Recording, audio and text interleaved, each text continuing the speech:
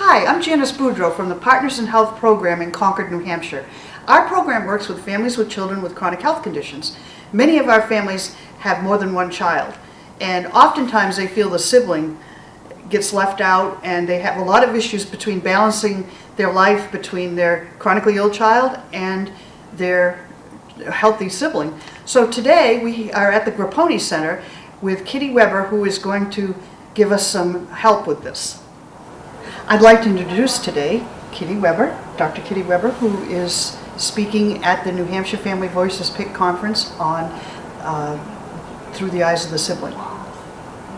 Hello, welcome to Through the Eyes of the Sibling. We're going to discuss things that are pertinent to children who are considered well children, according to the technical terms, that have siblings who are not as well and that have other kinds of issues, chronic illness, developmental delays, anything that might cause them to have more attention and more special needs. So we want to look at what's going on through the well kids' eyes. Those that are older, those that are younger, how does it affect them emotionally, or does it affect them emotionally? How does it help or hinder their overall development? So we hope you enjoy it. Dr. Kitty Weber. I am a professor of psychology at New England College. I'm also a child psychologist, and I've worked in the field for an extremely long time, so we'll just leave it at that. So I've been with kids for a very long time, and part of my interest is looking at things from the viewpoint of the child, whoever the child is. So it helps to put things a little more in perspective and to bring us back to understanding what's going on in a kid's head, how they're viewing things differently than we do, because they do, and then also to try to remember how we were at their age. And if we were in their situation, how would we see things? So we're going to take it that way. Okay? But first, can I get an idea of how many parents do we have? Okay. And grandparents? Some grandparents? Do we have people who work with kids who have? Okay. Okay. Just so I have an idea. So it's a kind of a good, a nice mix. Okay. So whenever you're ready, you let me know. Okay. So we're good. All right. So we're talking about the siblings of kids with chronic illnesses or developmental delays, something where they require special attention and special needs. So it's a wide range of kids, but these are the well siblings, and that's in research we call them well siblings. I know it sounds weird, but that's how it goes. So that's what we're going to do. So I want to introduce you to a family to begin with, and then we're going to take it from there. This is very much discussion. So I want you to answer questions and help engage in that, because you have experiences that may be very helpful for others. And I'll throw in the science as we go along, you know, what the research is telling us, what the science is telling us, and what the kids are telling me. You know, so I've got some of that as well.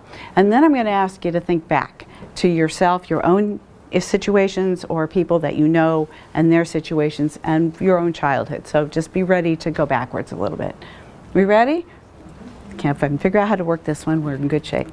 All right, so this is Reese. He's 10 years old and in the 5th grade. So this is kind of a self-explanatory who Reese is in the family, right? So Reese is our special needs kid. This is Cassie. She's Reese's little sister. She's 9 years old and in the 4th grade. She is a well sibling. And this is Anya. Anya is the older sister. She's 14. She's also a well sibling and a freshman in high school. So this is the family.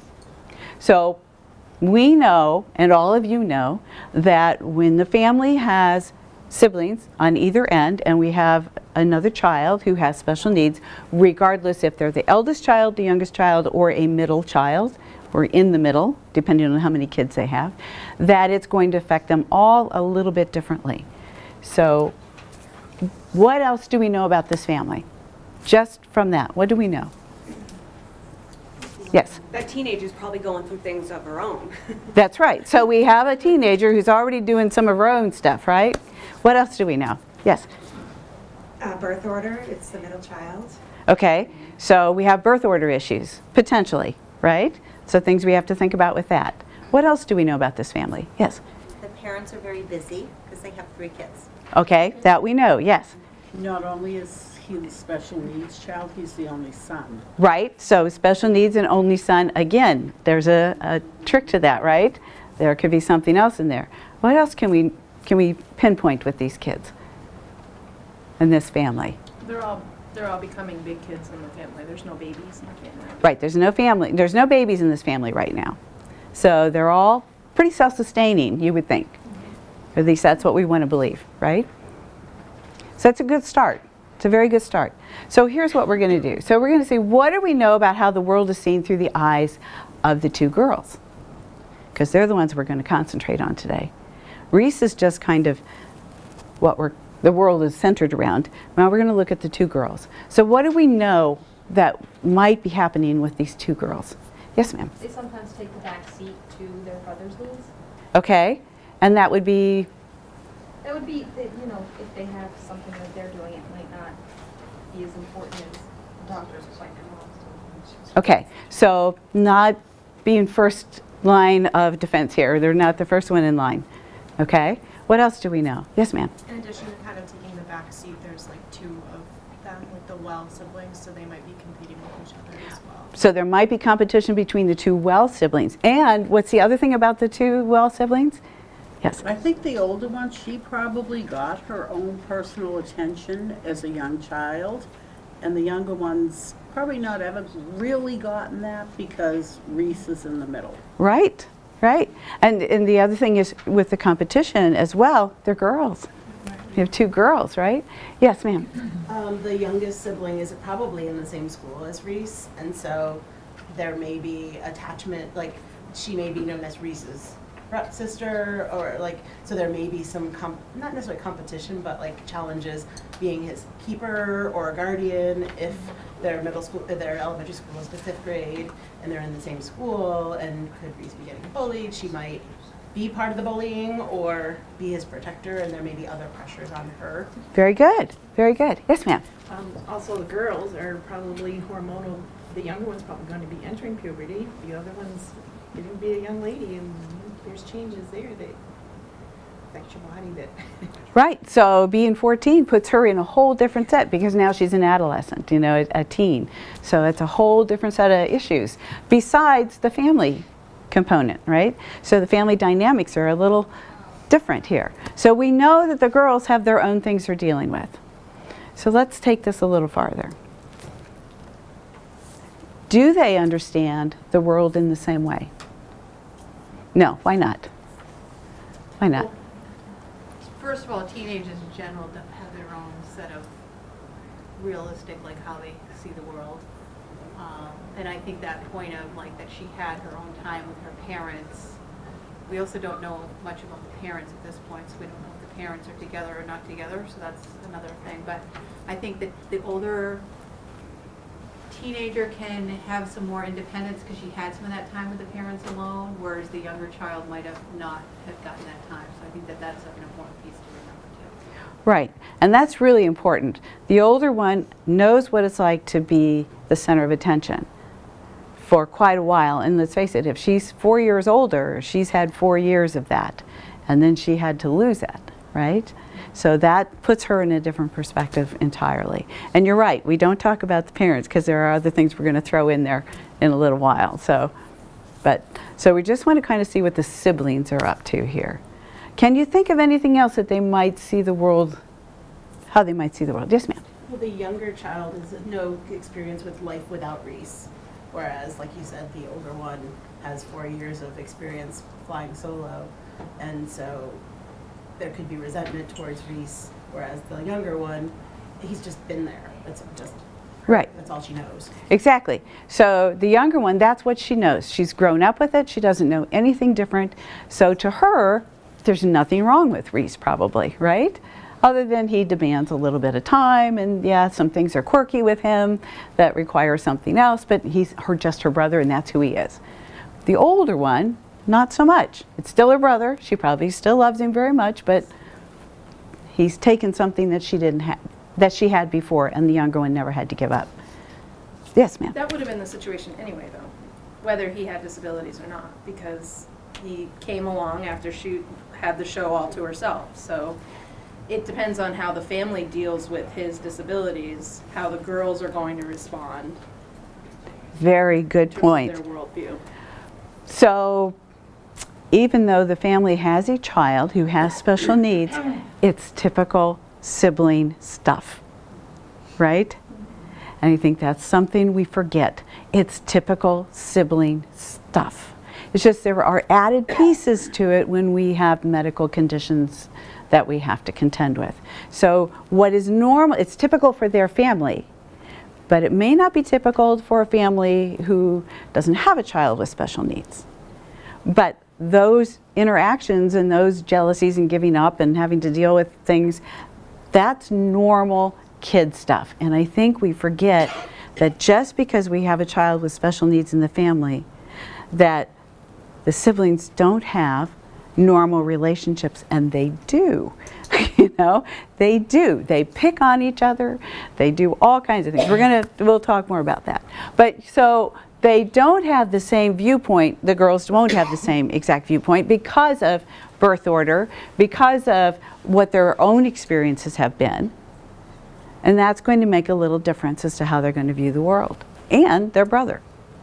Okay, let's see if I can get this to work. There we go. So any cases, so we already did this, so why are they different? We already talked about that too, right? So they are different. How might they each view Reese and his place in the family? How might that be? What is their viewpoint of Reese?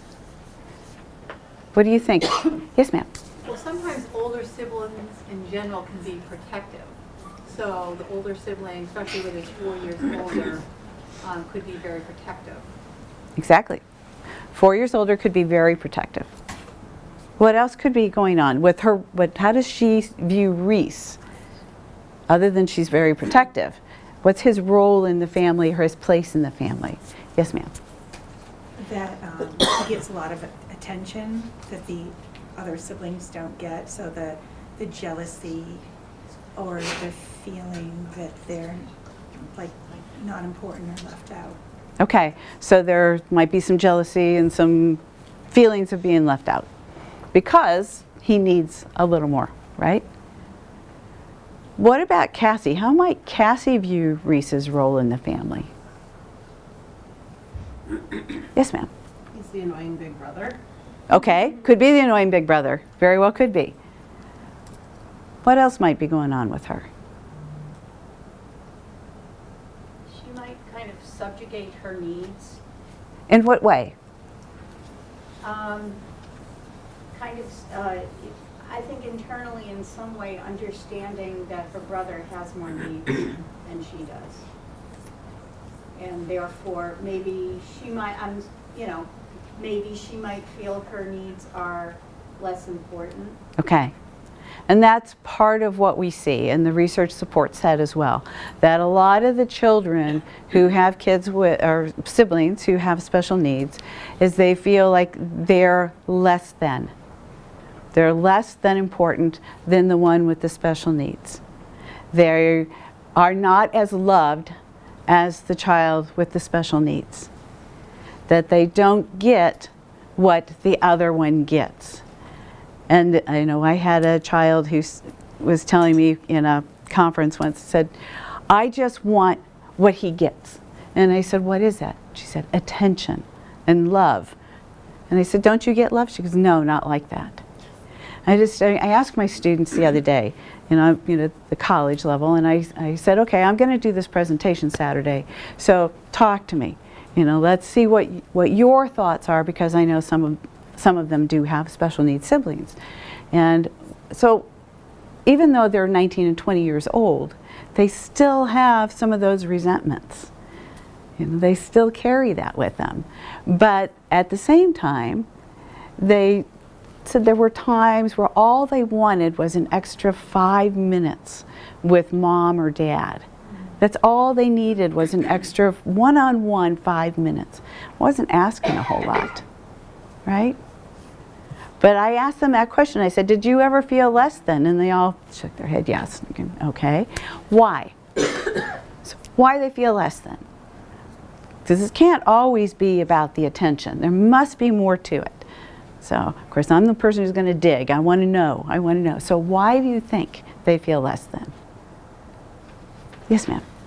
Often the parents have an expectation of the well children that's a higher expectation than for the special needs child. So there's a lot of compassion and gentleness and very tender interaction happening with the sibling with special needs, and the well children get that kind of harder, exasperated reaction from their parents. Like they need to buck up sooner than probably they should in order for the attention to be given to the special needs child. Yeah, so we see that. Anyone else have? Yes, ma'am. Just in the whole realm of that, also the guilt, and that can create a less than attitude too. The guilt for having all of those feelings, like I didn't get the 5 minutes, or how come they get more attention, the attention that is needed, feeling guilty about the woe is me piece as well.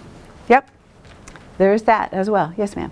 Yeah, kind of speaking from experience, like being an older sister of someone with autism, I definitely, like, even if my mom would say, like, remember, like, we love you just as much, it was great to hear that, but, like, I didn't necessarily feel that way all the time, and I felt like, in some ways, my childhood was definitely cut short because I, like, needed to be, like, in a supporting role, and, like people were saying, like, a lot more was expected of me, and, like, I did feel guilty if I needed more attention. So that's like very much something that I internalized a lot. Right, and that's very common, actually. That's when we try to ask people about those things, or we try to collect data, to say what are people saying, and try to figure out how to do this scientifically. I don't think this is really a scientific thing, but we do ask questions like that, and we hear that you grow up too fast. And the expectations are way too hard. The other thing that's way too hard, and I'll say that in a minute, but I'll see what you had to say first, so I don't want to double. Sure. There may be resentment towards Reese in that they may not be able to do certain activities or buy certain clothing. There's not enough money because maybe one of the parents can't work because there's more caregiving or different things, or it's just expensive at times when things aren't covered to have free-floating money to do sports because they're not cheap, or clothing or electronics, or keeping up with the Joneses. Exactly. Yes, ma'am. I have an example of a family I worked with that the kiddo has mental health challenges. So the mom's telling the kids on the way to Storyland, all right, you guys all have to be good because then we're going to go to Storyland. So the well child is being good, being good, being good, but they have to turn around because the other kid isn't. So here, the well child doesn't get to go to Storyland because even though they did everything that was expected. So that's sometimes a hard thing to explain to a kid, especially a younger sibling. Right. And the other piece that keeps coming up, maybe I should wait and not bring that up yet because I don't want to jump too far ahead. But there is another piece here that we need to remember. So if we're talking about the role of Reese in the family and he getting the center of attention and needing, maybe he's depleting some of the resources, right? That's what you're saying. And yeah, and there's resentment, and there's forcing the others to grow up faster. You kind of have to. So what else is their role? So we're going to have a difference here because we have a 14-year-old who's got one role and a 9-year-old who's got another. Are they the same or are they different? What do you think? When you think about the 14-year-old, what does the 14-year-old think of this is not what the parents think. What does this 14-year-old think her role in that family might be? Think about her perspective. Yes, ma'am. Caregiver. A caregiver, right? So she thinks she's a caregiver. Yes. About the same thing. And why would you say that? Well, because the pecking order first off, because first child, I think, in most dynamics, that's what their role is. Maybe she sees her parents overwhelmed, or she wants to take stuff off her mom and dad's plate. Right. And because I think naturally it's not a woman kind of thing to do. I think it's a gender thing. Mm. I think the guys kind of get that, but they, but we'll ask them in a minute. I'll put them on the spot here. Depending on her personality, her role and her place in the family could also be just counting the days until she can go, until she's 18 and she can leave. Right. Depending on who she is as a person. Right, and there are some differences in the way kids respond to that as well, so we would definitely need to get into that a little bit. So one of the things is, yes, oftentimes they see themselves as a caregiver. Many times they see themselves as a second mother or a second father, because guess what? Older brothers have the same kind of protectiveness as older sisters, and that same need to protect the younger sibling who's not as fortunate as they are, that has the challenges. So that's kind of an ongoing thing, but it is not gender specific. But at least that's what we're seeing, when we collect data and when we talk to people. But as I had a young man in my class the other day who said, he was always the one who had to help do the housework and had to make sure that he was helping his little brother get to where he needed to go, and made sure that people weren't going to bully him. And when he got sent to a different school and his brother was in a different school, he couldn't protect him anymore, and how anxious it made him, to the point where he needed therapy for his anxiety. And it was based on not being able to keep his eyes on his brother. And the responsibility he carried with that. That's a lot of responsibility to put on a young person. But they carry that. Did the parents put that on them? It's self-imposed. And I think when we think about that, be it an older brother or older sister, or a younger brother or younger sister, because the younger siblings often take on that role as well. And they put that on themselves. But the expectations from the parents may lead them to believe that's what they have to do. But we forget they're still kids. They still need to be kids. They still need to get outside and play, and they still need to have, after school activities if it's possible, right? And sometimes it's just not possible. Yes? Is it less common then to see an adolescent, like older sibling, rebel because they're not being watched as much, like they're not being sat on by that parent? Are they going to go the other direction and try to, go down a slippery slope of smoking, drinking, drugs, being rebellious? Is it? You do have a percentage, a smaller percentage of kids who do that. But there are kids who go, you know what, nobody's paying attention anyway, so I might as well do whatever I want. And it seems to hit an adolescence. Usually 14, 15 is when you start to see that, but they come out of it generally as well. So it doesn't tend to, the long-term outcomes for those kids have a better outcome than those who don't have the experiences that they had, because at some point they start to realize they've been responsible for a long time. They've had these other types of relationships that when they get to the point where they're on their own, they start to value that a little bit better. So they can come out of it. Now, addiction can hit anybody. So even though they don't go out thinking, I'm going to become addicted, does it happen? On occasion, yes. Is it a rebellion thing? Not always rebellion as it is for, and we all know that's with kids, and many of you work in the field, you know that if a child feels like they're not getting what they need, they will create chaos to get the attention, to get what they need. And if they carry that kind of attitude that, wait a minute, it's about me, then we're going to have more problems than we will with kids who get a little bit of attention but are feeling more responsible for the other sibling, or they see the struggles that the parents are going through because they do see it, right? They hear those arguments about money. They hear those arguments about time. They hear how tired and see how tired their parents are. And they know that their sibling who has the special needs is probably pretty aware of it as well and carries their own guilt about that and their own worries about that, and then they worry about that. So generalized anxiety is not uncommon among well siblings because they carry a lot of stuff, and we forget that they do that. So they have that issue. When we talk about Cassie, the 9-year-old, she's just a year younger, and her role in the family, is she going to be carrying some of the same stuff? What do you think? My youngest is really the oldest. He is the caregiver. Right, and that happens often. You know, they become the caregivers. If they see a problem with a special needs kid, they oftentimes jump in and try to save them, you know, and try to take over. And if they see the parent getting really frazzled and they know it's something with the special need kid, they're going to run interference. And we'll see that with both older and younger, but there are some younger siblings who just jump in, right? And they try to take the brunt of it or try to ease that. They become mediators, right? You've seen this, right? Have many of you seen this? Okay, so we know that happens. We know that a younger child who that's all they know is a sibling with special needs is always going to be on the lookout to help others.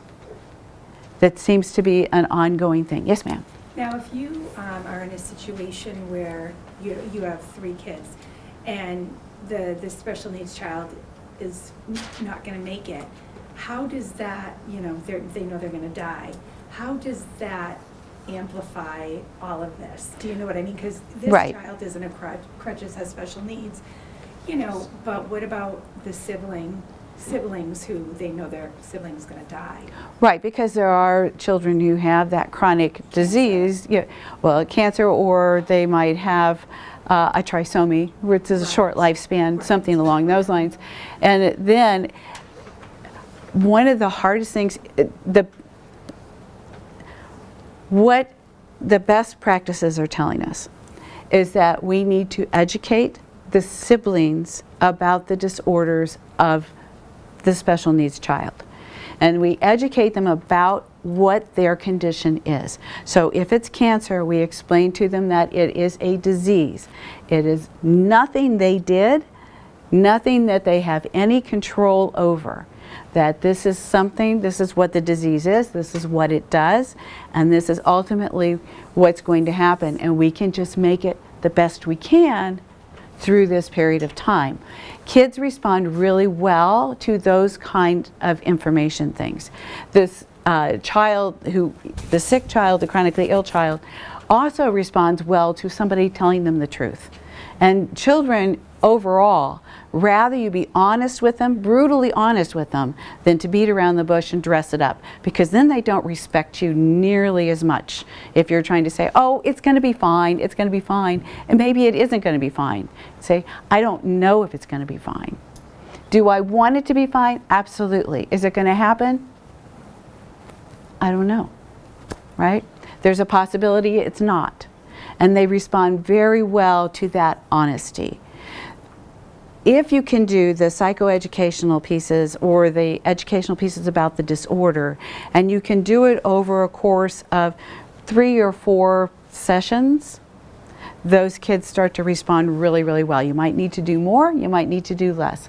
But small groups with well siblings and explaining what's going on with special needs kids have proven to be highly effective interventions for families.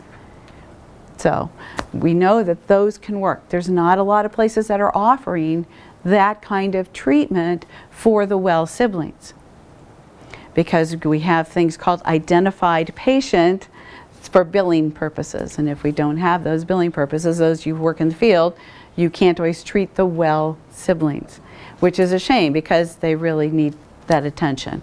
But they need to learn about what's going on with their siblings, and they need to be told the truth. They will do better if they know the truth. So we do know that. Does that answer your question? Okay. So, and you know, again, and it's okay to talk about it. And a lot of people say, yo, don't talk about that, don't talk about that. It's a reality in that family. They need to talk about it. Is it okay to make jokes about it? Absolutely. Within the family, it's okay to make jokes about it. You have a child who's got a critical illness that is potentially fatal. You know, it's okay for siblings to tease each other and go, well, when you're dead, I'm taking over your room, you know? And they're going to say, when I'm dead, I'm going to come back and haunt you. Right? And they're going to say, and don't you dare touch that of mine because I will come back and haunt you. Right? So, and it's okay. It breaks up the tension. It helps reduce the anxiety levels, and it makes them more normal. And we need them to feel more normal. The well children and the children with special needs, whatever the need is, they need to feel normal. So that's one of the things we forget to do. We dance around things. We don't tell them the truth. We don't let them be normal kids. They have to be normal kids. There is some normalcy involved in that. So now I'm going to take you backwards.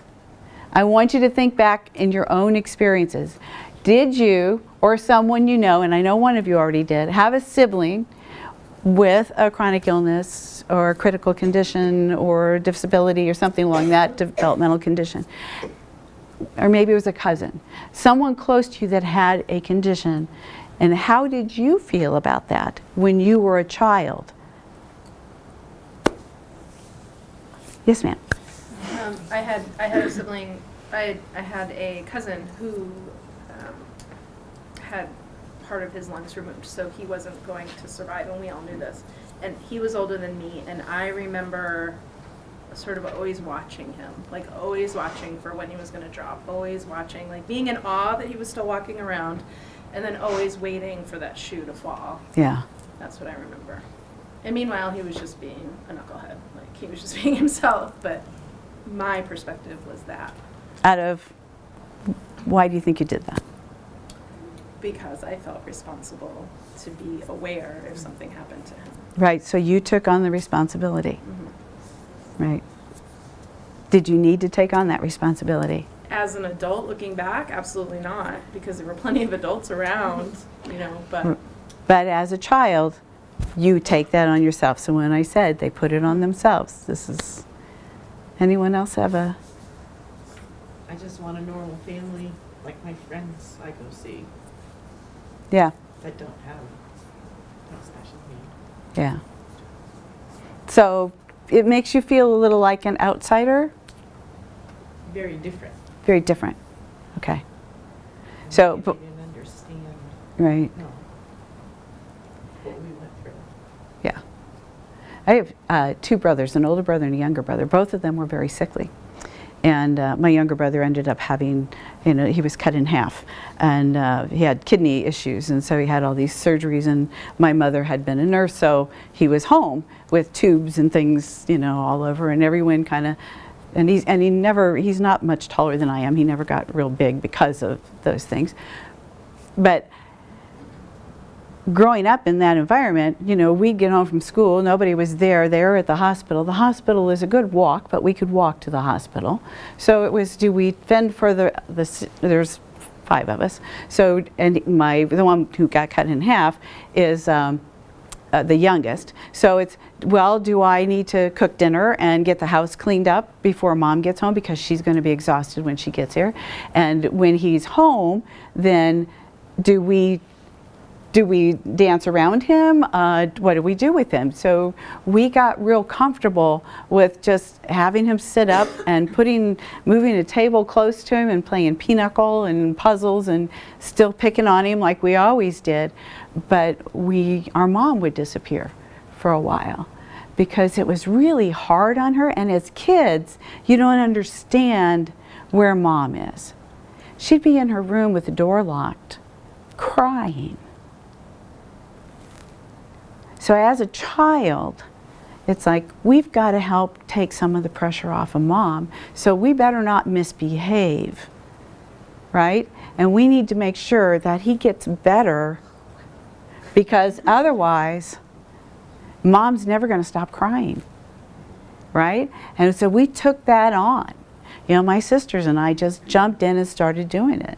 And my youngest sister is a year older than my little brother, who had all the problems. The older brother he would pass out for absolutely no reason all the time. They'd find him in a snowbank sometimes, just until they figured that all out. And he still has a lot of health issues. But that was kind of like, okay, so if there's wood to chop, it's not going to be the boys, right? It's usually me. I was middle child. So middle boy, little girl.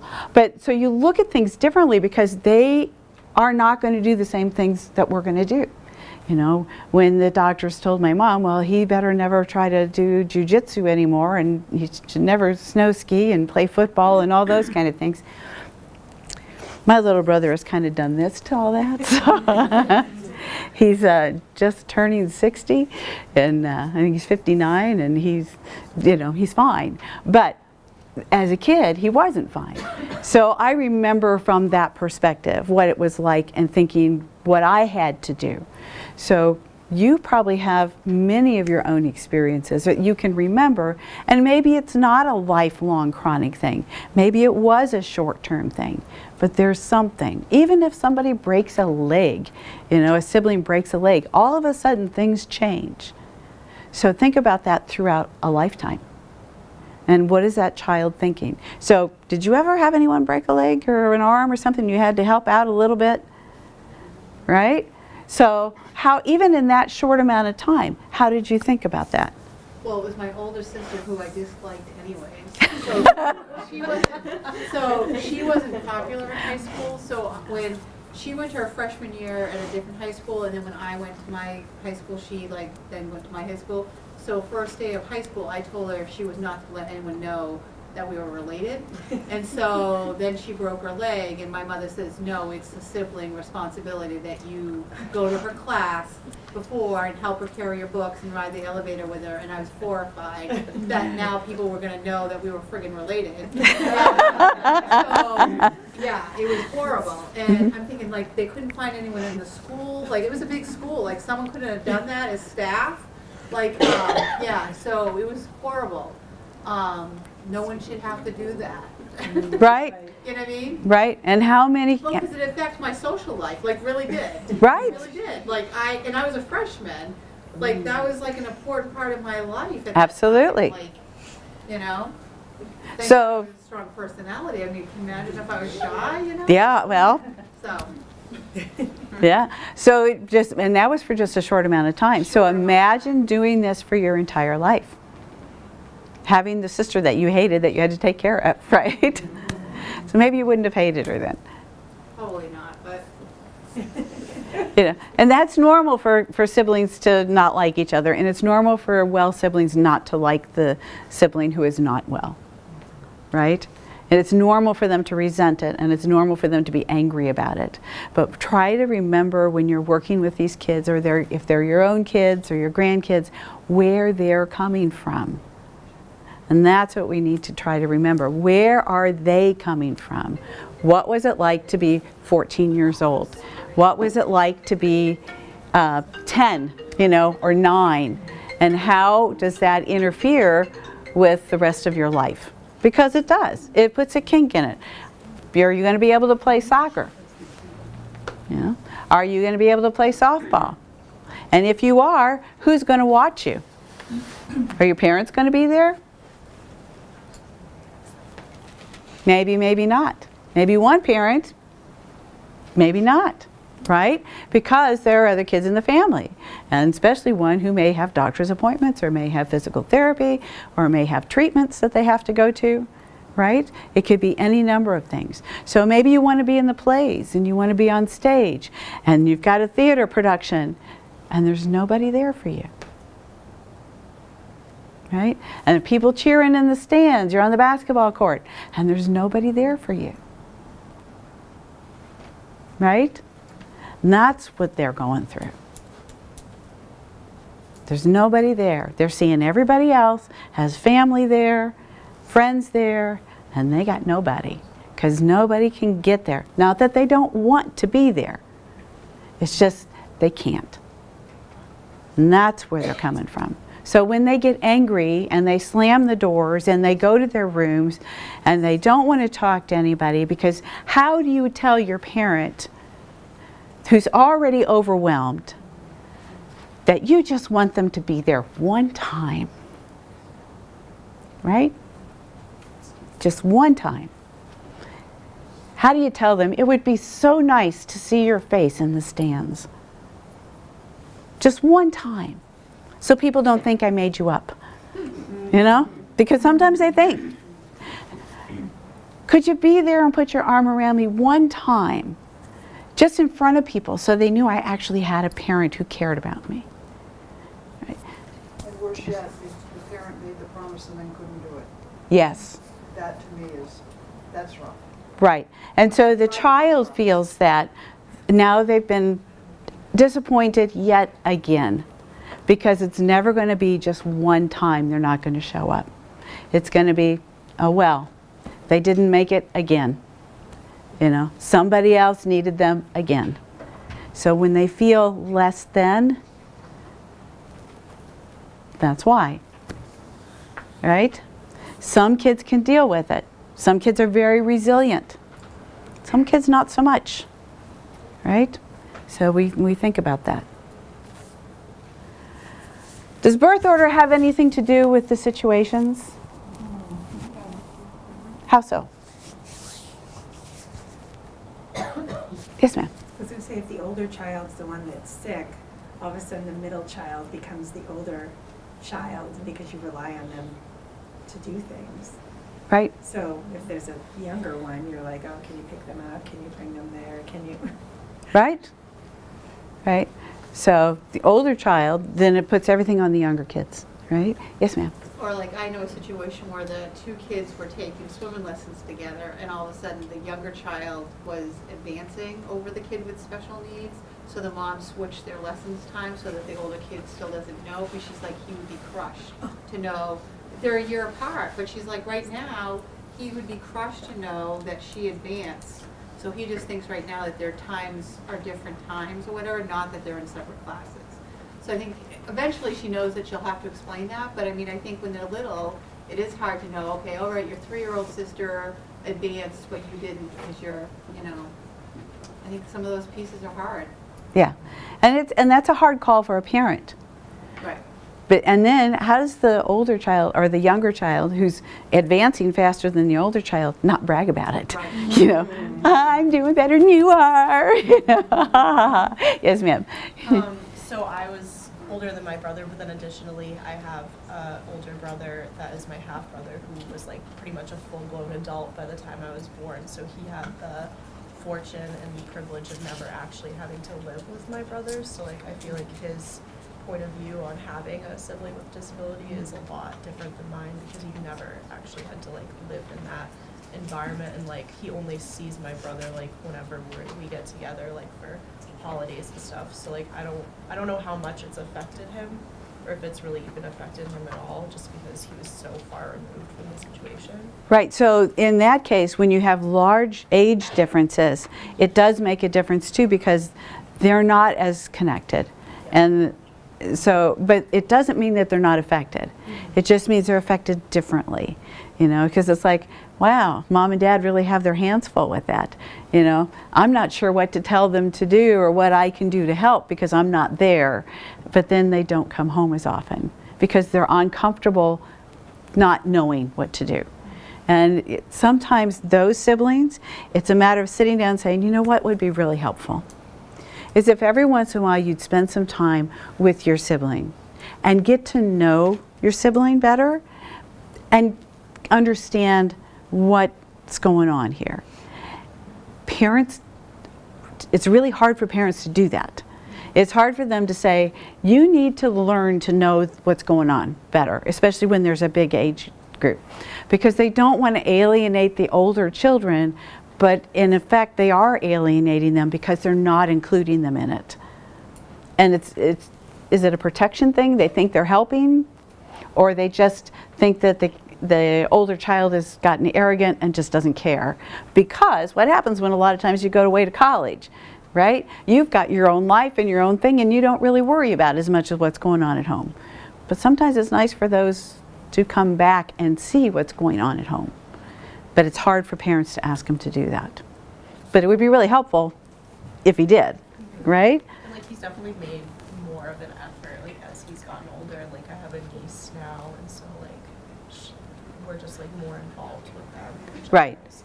And the nice thing is your niece is going to grow up knowing that she has an uncle who's different, mm-hmm. right? And who needs some different things, and it's going to be normal for her to see that, which is going to make it easier for her to be accepting of others as she gets older. That's one of the things we do see with the younger siblings who this is all they know, is they tend to be more accepting of others who are different, you know, who have other needs. So that's one of the things we do. So, and we kind of get back to what you had asked earlier about some kids do well and some kids don't, right? So what we see is that sometimes those bad or challenging behaviors are a call for attention, and sometimes they don't get the attention. And so it gets worse. Or sometimes it's full of resentment, and they go, I'll show you, I'll do whatever I blink well please, right? And just stirring up the crap. Sometimes it's a matter of personalities, right? Sometimes it's just kids being kids. And that's probably more the case than not. But we know that some kids do really well psychologically and some kids fall apart. The kids who fall apart and really go downhill, that's a much smaller percentage than the kids who actually do well. So how am I doing on time? 11:41. How much? 11:41. Okay, oh good. We got half an hour. But I have to give you time for questions. I have a question that, and you can tell me if it's going to come up. So sometimes when, and again, it's working it off a kid with a mental health challenge, they get a lot of additional support in the community. And some of that additional support can be like some one-on-one support, but also they get to go horseback riding and they get to do this and they get to do that. So it's really hard, and this is multiple families that I work with, it's really hard, especially for families with financial issues, that now they have the younger sibling going, like if I did those behaviors, then I would get a one-on-one support and I could go horseback riding. Like that's like a hard thing to try to not only support parents in, but also to try to explain. I had an only child, so I didn't have to worry about that, but you know what I mean, that's a hard thing to explain, that, you know, because there's sometimes funding streams that, you know, Right. because we're working on social skills, so it's important that he does those things, but then now this other little kid doesn't get to go horseback riding. Right, and they don't understand that that's part of the therapy. Right. But that's something that needs to be talked about, is this is your sibling's therapy so they can get better. Right. But behavioral health, the other thing about behavioral health, they can't see the disability, right? They just think they're gonna, you know, oh, he's just acting out just because he thinks he can do that, so I'll act out so I can do that too. Right. But that's not really how it works. And I've also seen some parents where if they're working with a community mental health center, they will sometimes make the other child's, you know, seem like the other kid has like almost like a mental health challenge, just so that they can, you know what I mean, like. They try to play the system. Yeah, you know what Yeah. I mean? And I can understand from their perspective that it is too bad that we can't support the whole family sometimes, because the whole family does need it all, but that part I think is very challenging, and I don't see it ever getting any better, but it's hard when you're a younger kid and you can't see that that's. Right, and we are going to talk about that. So some of the things we can do to address some of those things is, one of those things that we have to think about is that and mental health challenges, let's put this out here right now. Mental health challenges are just as real as chronic illness and developmental disabilities and any of those others. You just can't physically see it. But it doesn't make it any easier to live with, especially if you have a child with a conduct disorder or oppositional defiance, because all people see them is they act like brats, you know, and they're going, all they need is some good strict discipline and they'll be fine. Maybe not. Maybe there's more to it than that. So we want to make sure that we understand what those issues are, right? You know, maybe they've got post-traumatic stress disorder, you know, PTSD. Not going to see that. That doesn't have a physical thing, but it's very real. Is it possible that some of the kids who are the well siblings could develop PTSD due to what they see may happen with their special needs kid, their siblings? Absolutely. And we do see that as well. That especially if one of them has had multiple seizures and they've witnessed that, and where they've been hurt, or they've been in and out of the hospital and they never know if they're coming home or not, they carry that with them, and sometimes they try to be so strong, but that can also create some PTSD. So we need to talk to the kids. These are the hardest conversations to have. Sit down with your child and explain to them, I'm sorry you saw that. This is part of what's going on with your sibling. And let's talk about what's really going on. So that educational piece has to continually go on. It helps ease their minds a little bit, can reduce some of that anxiety. If they're really dealing with PTSD, they've seen something they can't deal with, you know, get them help if you can, you know. Let them talk, find a group, something to do that, to get them through. And that's not something that's easy to do because resources are very limited. So, I have a suggestion. If you have a community of people that you know have children who have more than one child, then one of the children is special needs, or maybe two of the children are special needs, because that's a possibility as well, that somehow you get together the well siblings once in a while to let them vent and let them talk about it, because that might be very important for them to know they're not the only ones going through it. You don't need a licensed psychologist to have a venting session. You don't. You don't need a social worker. Is it better? Probably. But is it necessary? No. They need to know there's someone they can talk to who understands where they are and what they've been through. It can be a friend. It can be a relative. It could be people at school. Just somebody who gets it, that understands what they're going through. That having a person to go to that's not mom and dad, because mom and dad got enough on their plates, they don't need to know that I'm struggling with this myself, right? But they need somebody to talk to. So we've got to be able to figure out a way to do that. And if that's trying to find your circle of friends and the people in the community who can have those kind of groups, or pull, even if it's 2 or 3 kids, have them over for pizza and let them talk about it. You know, maybe you do a warm-up exercise, or you say, you know what, we know this is hard. Why don't you tell us what you have to do with your sibling? And why don't you tell us what's going on with your sibling? What's their condition? You know, what does that do for you? Just simple questions to get the conversation going, and the gates are going to break open and it's going to flood out, but they're all going to feel better when they're done, right? So we have to be able to do that, and we're not doing that very well. So we do need to do that. Some of the things. The other thing is quality time over quantity time. If you spend 10 or 15 minutes a day with the well sibling that's just one-on-one, that makes up an enormous amount of time where they feel neglected. They need that one-on-one. It's always quality time versus quantity time. So if they're little kids, maybe the nightly story for little kids. They get that one-on-one. They climb in bed with mom and dad, or just mom or just dad or somebody, and they get that one-on-one, so they still feel special, and it's their time, just their time. The other thing is the importance of being fair versus equal. What do I mean by fair versus equal? It's a constant conversation in our house that equal is not always fair and fair is not always equal.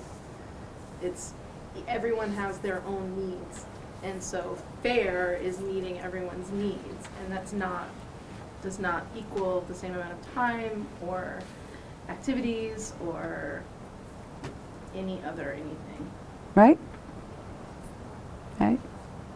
So, talking to my students the other day, and one of the young women said, she said, it doesn't matter what I do, I will always get a harsher punishment than my brother with special needs. Always. He always gets away with stuff and blames it on me, and I get a harsher punishment than he does. She said, I did something one day, I came in the house and my mother said, you're grounded for the rest of summer, and it was June. She said, he did exactly the same thing, he didn't even get talked to about it. We tend to not discipline our sick children.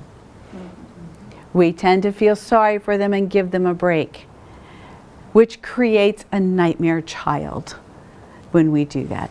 I had another student tell me about her boyfriend's brothers. He has a middle brother and a younger brother, and the younger brother has a diagnosis of ADHD. But nobody disciplines him. The mother always goes, well, it's just his condition. It's just his condition. No, they still have to take responsibility. They still have to know there are consequences, right? So she's a little more mature student, and she has her own home, and so she was picking up the middle child to bring him to her home for a while, and the mother was insistent she take the younger one. So she took the younger one as well, and he's misbehaving, and she said, you're not doing that in my home. You're going to go sit in the bedroom until you can calm down. She sets boundaries. The next time she goes over there, the mother says to her, we don't discipline him like that. But that little boy, the one with the ADHD that she's always forgiving, beats the older one up to where he has broken his nose. He has caused him to bleed on more than one occasion. He will beat the cats. When he was at my student's house, he was kicking her dog. This is not just ADHD. This is a child who needs to understand consequences, who needs discipline, just like every other kid, and we don't make excuses for it.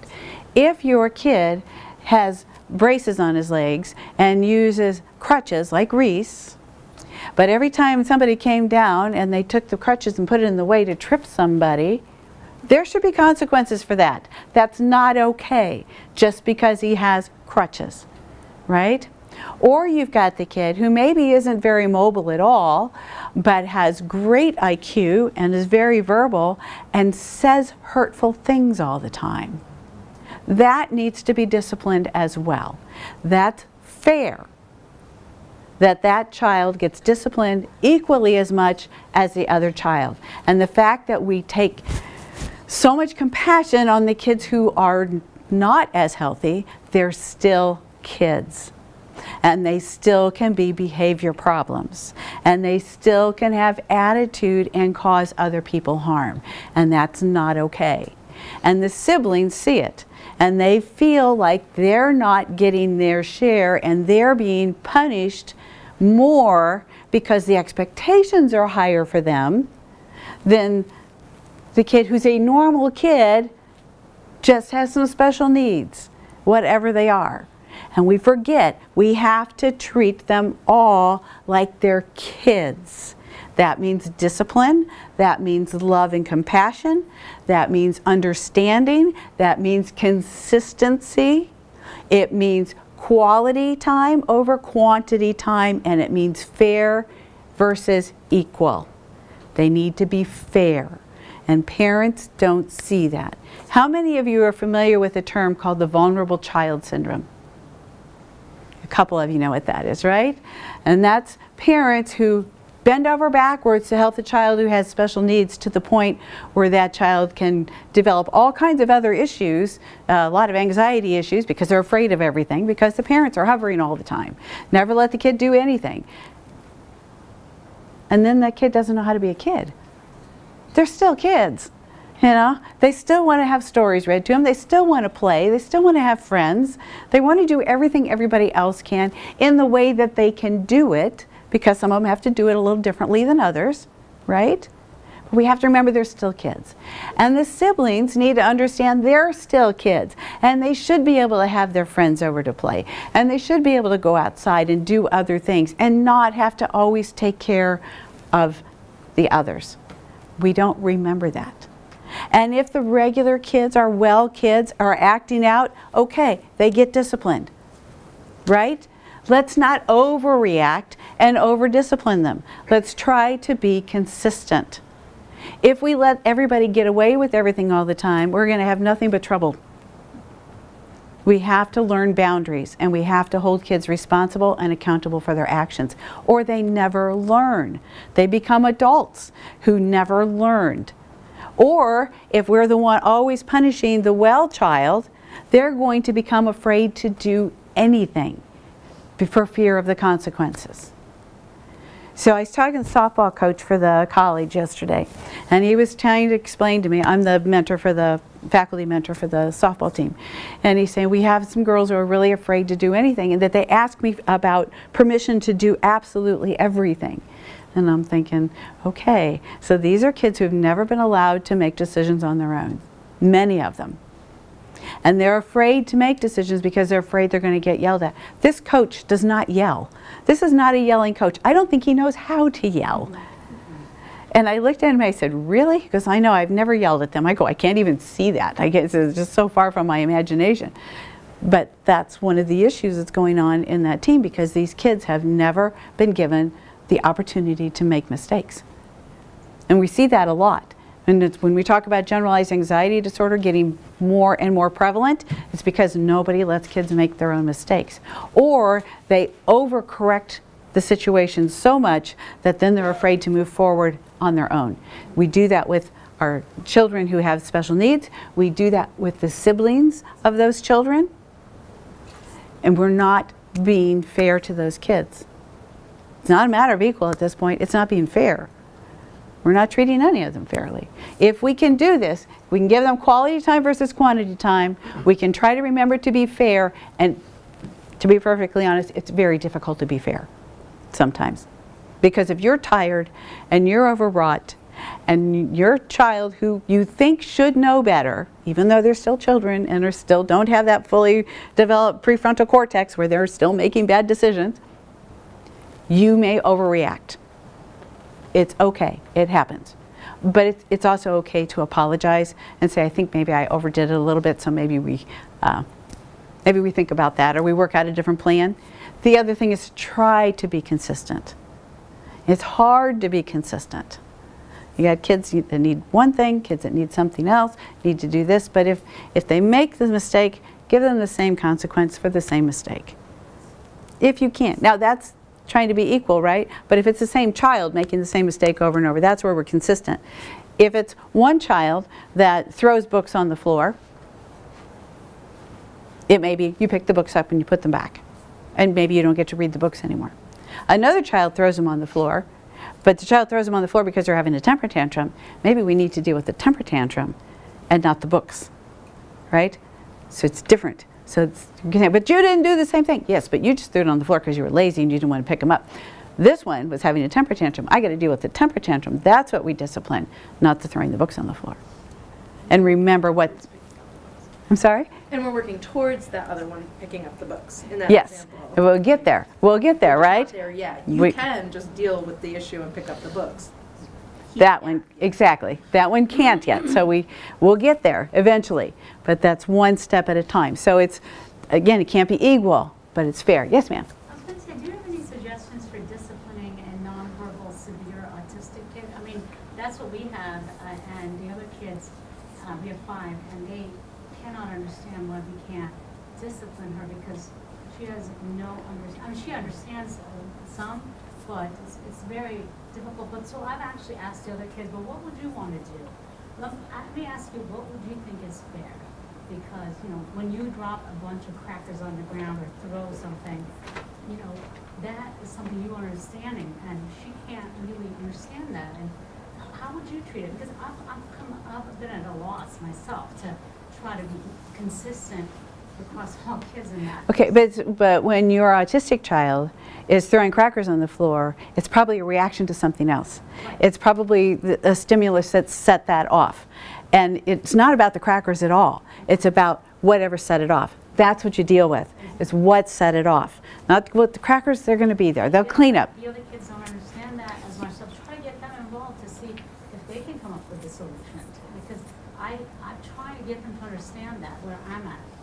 And I think that's the only way I've been able to have them not get angry at me. And so that's those hard conversations, right? That this is what's going on with your sibling. Is it your daughter? Yes. So this is your sister. She's not throwing them on the floor just to throw them on the floor. This is a reaction to something else. And so it's not like she's being bad, because she's not being bad. This is just who she is. So you don't understand that they think I should discipline her. Yeah, because they would get disciplined for it, right? But they know better. Yes. And that's the thing is going, but you have the ability to think that way. She does not right now. Mm-hmm. And she might get there at some point, but not yet. Right now you got to deal with what was the trigger that caused that to begin with, because that's really where your issues are. And the other kids are just keep telling them over and over again, this is who she is. You have the abilities, she does not. This is her throwing the crackers on the floor is not the same as when you throw them on the floor. And if you say it enough, they'll start to get it. And if you say, you want to know more about this, let's talk about it. The libraries are full of books and things that talk about how to have a sister or a brother that's autistic, and what are the things they're going to be going through. There's a lot of information out there. But it may be taking them with that quality time and taking them to the library to look for something that's going to speak to them. And maybe it's one-on-one. When you have 5 kids, you got your hands full. So it's hard to find that time.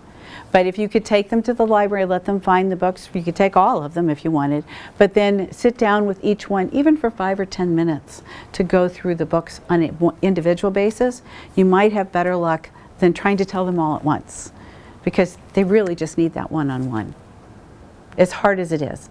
And I know with 5 kids and one that's severely autistic, you don't have time. You just don't have a lot of time. But if you can get just 5 minutes, that 5 minutes can make a world of difference. That would be my suggestion. But they will learn eventually. This is nothing she's doing on purpose.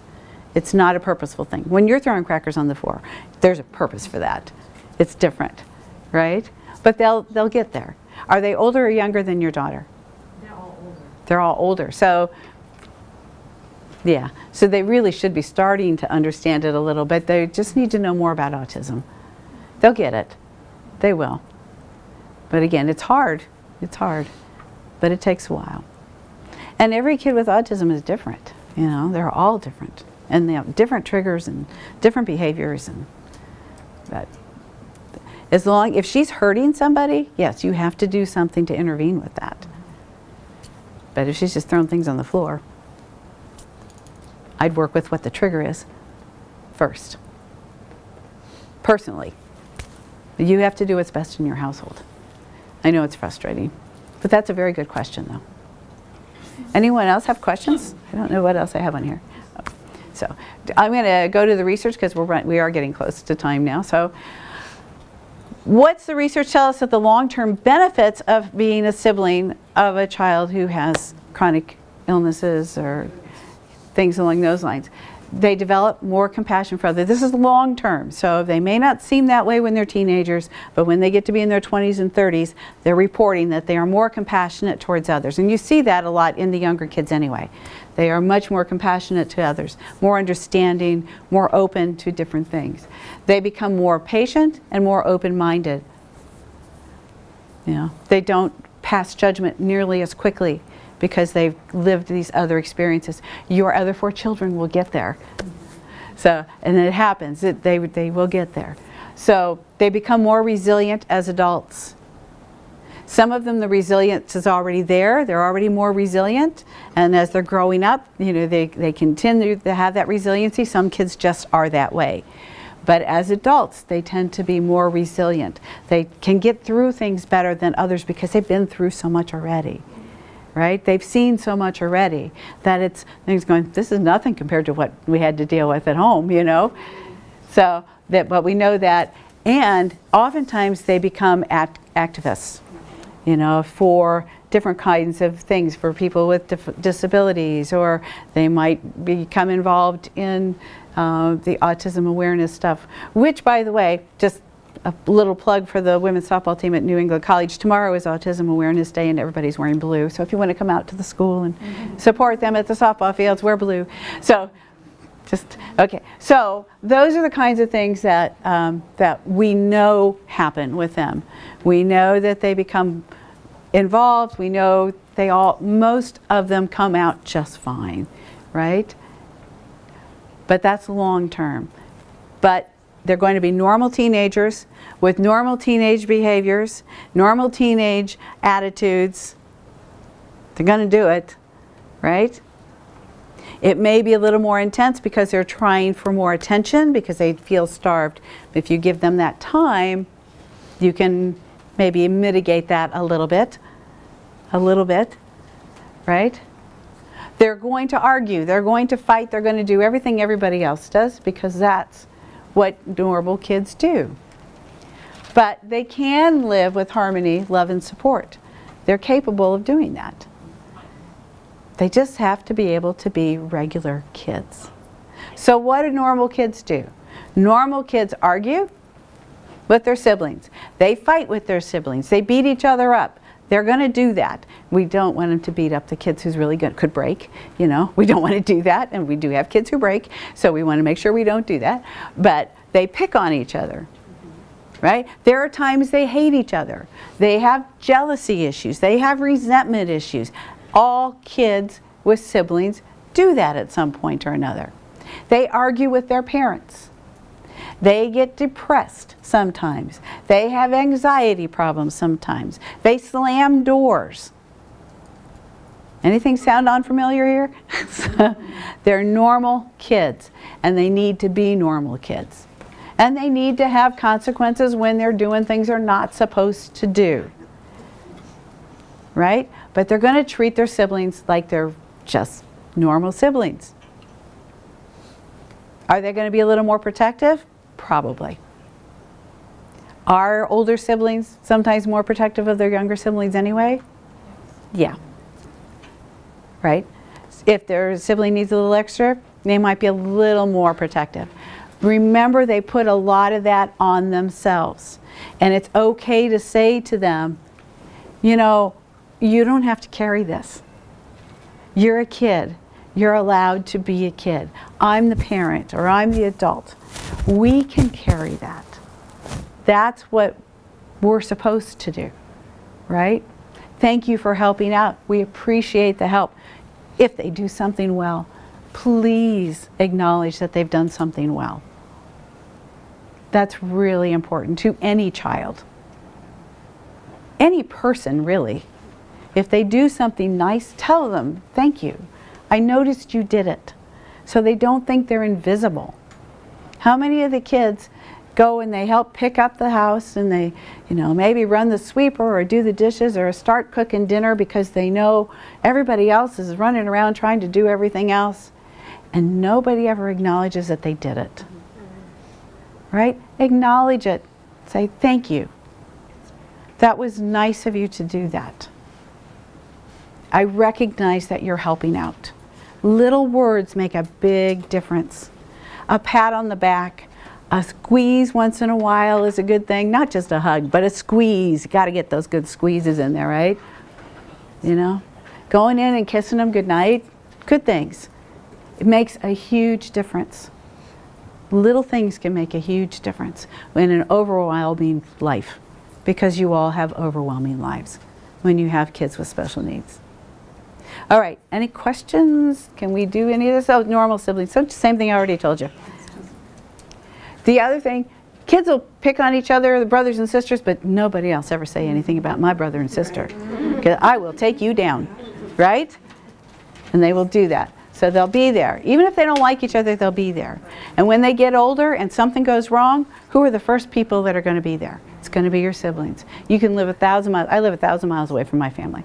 So something goes on, I'm on the phone. Where are they? How are they doing? Tell me what's going on. Can you FaceTime with me?